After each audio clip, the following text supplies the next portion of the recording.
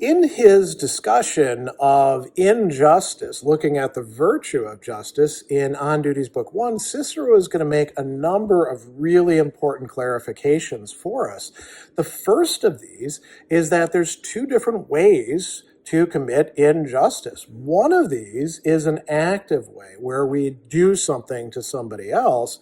The other one is injustice by omission, we might say, by not warding off injury to others. And he says that the person who does not prevent or oppose wrong is just as guilty or vicious, in vitio in Latin, as if they deserted their parents or their country, which is a very, very big deal for Cicero.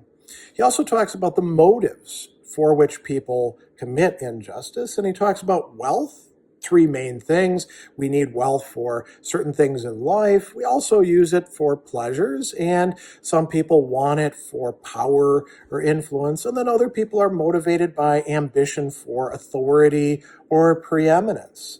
And he also goes on to make an important clarification, saying that there's a big difference between committing injustice motivated by an emotion or passion, that is perturbatione, as opposed to willing something fully and with premeditation, that is consulto and cogitata, having planned it and having thought about it. But then he goes and talks about motives for not preventing other people from being injured. And he says that there's reluctance to incur the hatred of other people, the wrongdoers, or trouble, labor, or even expense. There's also indifference, indolence, and incompetence, in Latin, negligentia, pigrituda, and inertia.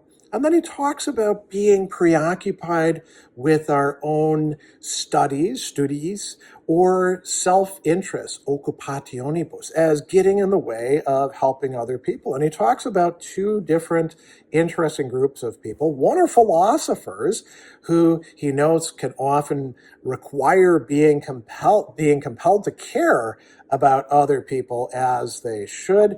And then there's those who claim that they're not hurting anybody else, but they're only going to focus on their own affairs. And he says both of these avoid the active kind of injustice, but they fail when it comes to sticking up for and helping others who are vulnerable to being made the victims of injustice. So he is giving us some really great explanations about the scope of injustice in this portion of the text.